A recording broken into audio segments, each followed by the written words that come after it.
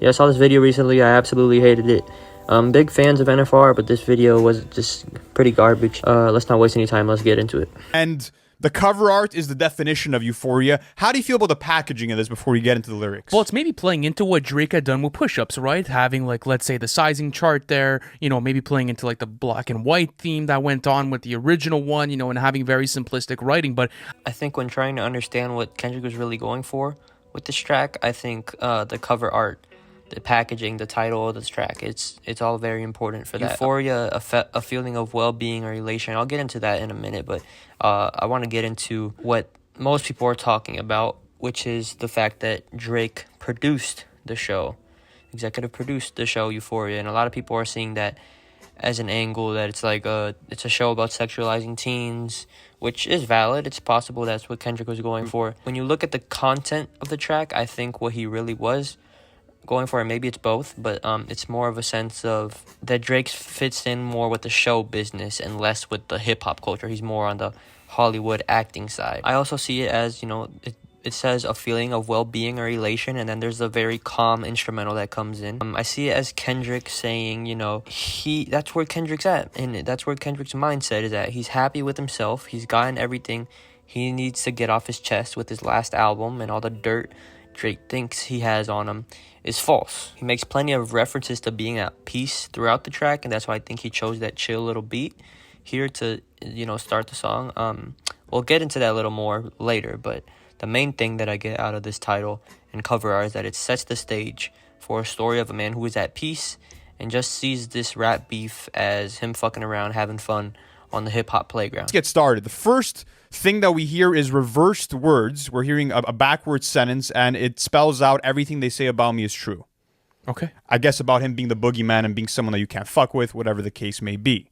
This is the most fatal flaw in the entire video, in my opinion. The main criticism that NFR has with this song is that Kendrick is reusing old angles to come at Drake. Which, I mean, first of all, do we really need to expose personal things to make a good diss song? Where's the art in that? Seems like people are like drooling for some Kim Kardashian reality drama TV. And I just kind of find that silly because all this started off as, like Kendrick said, a friendly fade. But even with that being said, this reverse part in the intro isn't there for no reason, and NFR kind of just glossed over it. The clip that gets reversed is from the black remake of the Wizard of Oz movie, where the actual scene goes, "Everything they say about me is true.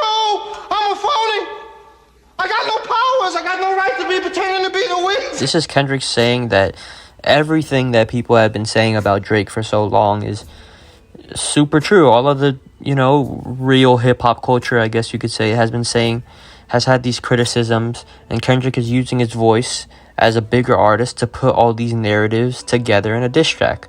That's why he references disses from DMX, Rick Ross, Puff Daddy, and Pusha T throughout the track. Rappers, cut from that cloth have been saying these things, and Kendrick is with the culture. Notice I said we, it's not just me, I'm what the culture feeling. And also, the audio is reversed, and it's not just reversed for no reason.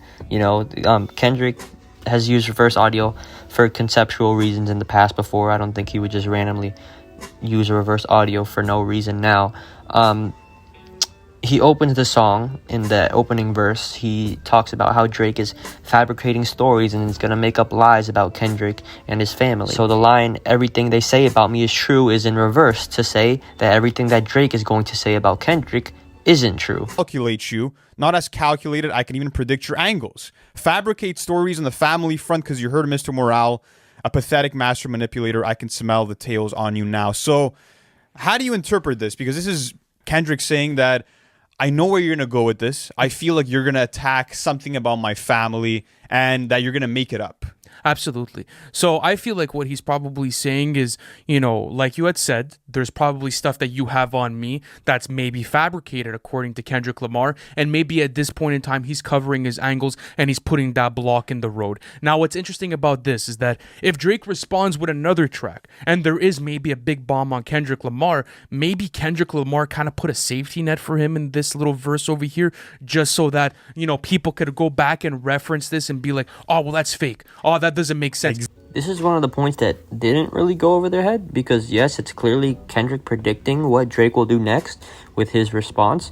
But if we look back to the horrible tailor-made freestyle AI diss, Drake tried to do something similar, and Lou kind of overly praised it. Talk about him liking young girls. That's a gift for me. Heard it on the Button podcast. It's got to be true. This is maybe the most crucial part of this entire track, because what Drake does so well here is that he's disarming Kendrick. He's softening a potential blow that he might endure, because Kendrick might use that as ammo about the whole situation of whatever, Drake being into younger girls, whatever the case may be. It's a genius move. He's disarming him. It's a great war tactic. But Kendrick is kind of doing the exact same thing, you know, blocking a potential diss that Drake could do in his response. But they seem kind of hesitant to praise it, and it grows even worse throughout the video.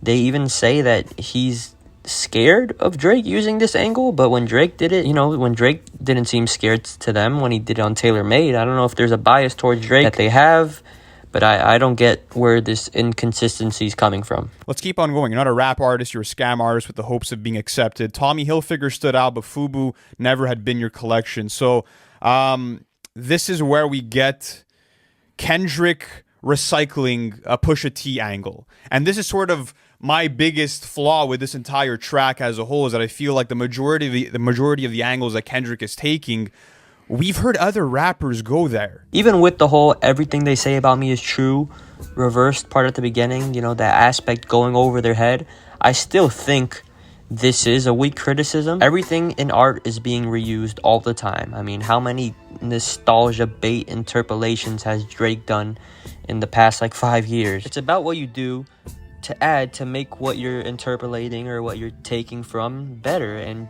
Kendrick has some really great wordplay here. And this is another example of some inconsistency from NFR, because the cover art for Push-Ups itself was making fun of Kendrick's height, an angle that J. Cole had already used. For some reason, NFR loved that. But don't tell no lie about me, and I won't tell truths about you. Going back to the Hard Part 4, how did you like this interpolation from the old 2017 Kendrick Hard Part series? It was cool. Again, we see that Kendrick is playing defense. He's saying, whatever you might say about me, it's probably going to be false, but if you're going to lie on me, I'm going to tell the truth about you, and I'm going to expose something that is true that you don't want people to hear. That's what I'm picking up on. I also see it as Kendrick saying truths instead of truth, like he did back in 2017, to say that he knows more. He has more information than he had back then. Maybe I'm reaching, because you never know, but Kendrick is very intentional with his wording, with his lyrics, and it's been a while. I mean, it's been nearly a decade since he dropped the Heart Part 4. I'd assume he'd know more, especially now that he's going at him, you know. But I also think this is a perfect ending to this first verse, this first beat, to this first little section of the song, because it kind of echoes what is the little reverse part at the beginning. Like I said earlier, the reverse part at the beginning is to say Drake is gonna lie in his response about things about my life, but the things Kendrick is gonna say about Drake are 100% true. Don't tell a lie on me, I won't tell the truth about you.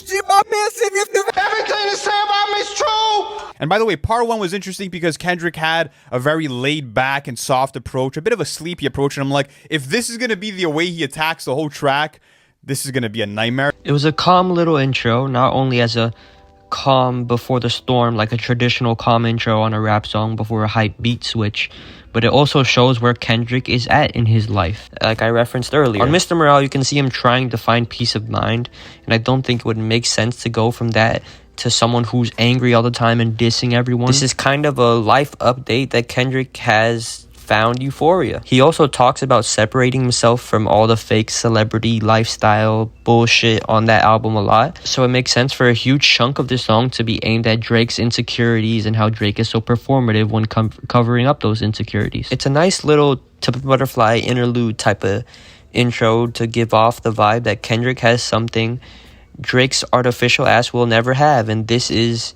reinforced throughout the track. Now, it's been fun, but we're already 10 minutes into this video, and I don't have it in me to make a whole 1 hour long video. If this video does good, I'll do the other 2 parts and a part 2 and part 3, but I'm also making all this on my phone, so I wouldn't even have the storage anyways. Hopefully this does well. Hopefully people connect with it, and we'll see. Bye for now.